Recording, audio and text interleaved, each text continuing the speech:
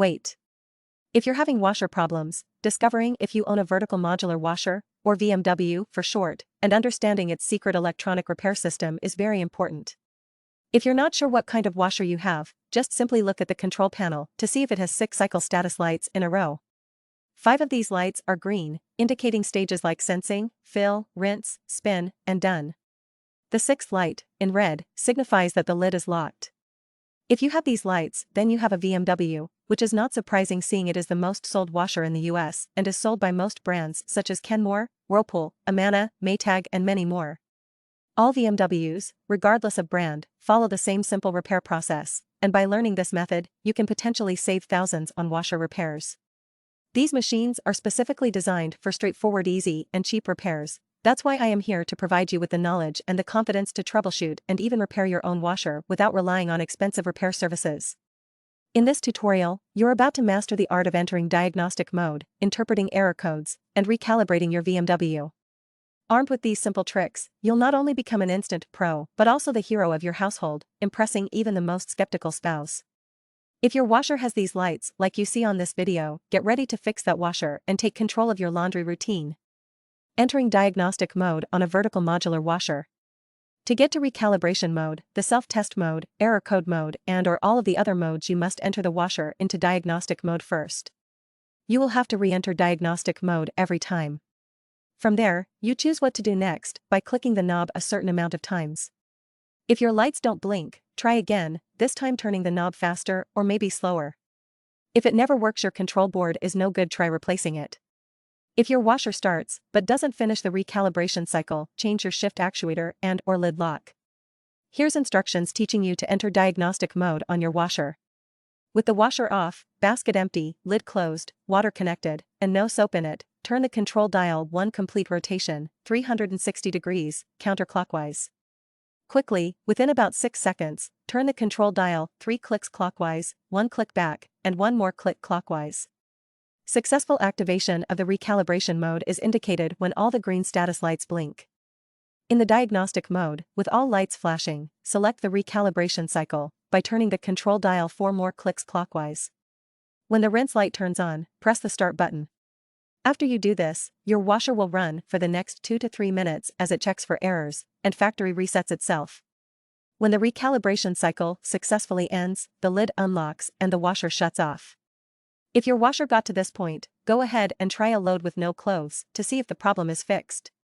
If not, continue watching this video because we are going to teach you how to have your washer tell you exactly what's wrong using error codes. If your washer will not turn on, or it will not enter recalibration mode, odds are, your control board is bad.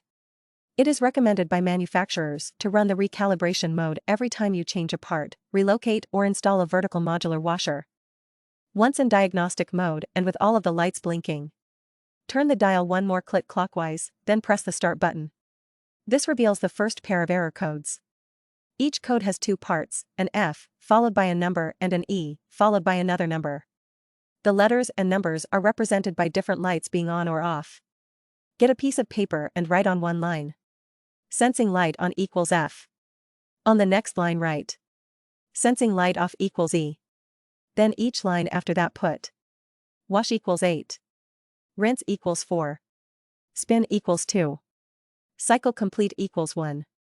Then write down the numbers to the corresponding lights that are on your washer as they flash, add the numbers together for each code individually and put the correct letter in front of it and you're done.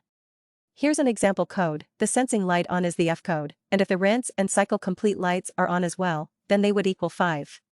So the first code would be F5. Then on the opposite blink, the sensing light is off, which means it's the E code, and the spin and cycle complete light are on, which would equal 3. Our code would be F5E3. It's advisable to have pen and paper handy to this methodical process, along with noting the numbers displayed for each code, helps in deciphering and understanding the washer's error codes accurately for effective troubleshooting. To view each set of error codes, simply turn the dial 1 click clockwise to cycle through your codes. Turn off the washer to exit diagnostic mode. Here's something to note, the lifespan of appliances has significantly dropped, from a sturdy 20 to 40 years, down to a measly 3 to 4 if you're lucky. These insight comes from my 15+ years in the appliance repair industry. That's why I strongly suggest considering a 5-year extended warranty. With appliances having shorter lifespans and getting heavier usage, that extended warranty becomes a safety net you'll likely need. When it comes to washers, two major players stand out: top-load and front-load machines. Knowing their ins and outs is crucial for finding the right fit for your laundry. But before we dive in, let's talk about a few things. A manufacturer's warranty, usually lasting a year, covers any defects or issues that might pop up with the appliance. This comes with any and every appliance sold, and is free even if you don't buy the add-on warranty. Also, most utility companies offer rebates for new, energy-efficient washers, which, by the way, are pretty much the standard these days and can save you $50 to $100 on your purchase. I recommend opting for a basic, low-cost washer with a 5-year warranty and holding on to that warranty like it's gold. Trust me, whether you buy the most expensive model or the mid-range one, a higher price tag doesn't guarantee a longer appliance life, it just adds more fancy features. In this video, we are discussing error codes and solutions for all brands of vertical modular washers. This video is valuable for diagnosing issues and guiding a proper repair. Let's break down the codes and how to fix them. Excessive suds. Error codes: SD or F0E2 reduce soap usage and consider using heat detergent. Overload. Error codes: F0E3 wash fewer clothes at a time, try recalibration, and check motor, belt, and control board if needed. Spin limited by water temp. Error code: F0E4 secure water connections, try recalibration, and inspect water inlet valves, thermistor, and control board. Unbalanced load.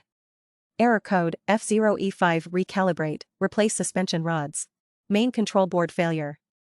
Error codes: F1E1 or F1E2 consider recalibration, and replace the main control board if it doesn't help.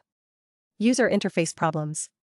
Error codes: F1E3, F2E1, F2E3, F2E4, or F2E5 recalibrate. If it doesn't fix it, replace the control board. Water level or temperature issues. Error codes: F3E1 or F3E2 test and change faulty parts like the thermistor, water sensor hose, or control board. Recalibration might help. Lid issues. Error codes: F5E1, F5E2, F5E3, or F5E4, try recalibration. If not fixed, replace the lid lock. Possible parts include the lid lock strike, and control board. Communication problems. Error codes: F6E2 or F6E3 ensure wiring connections are secure and try recalibration.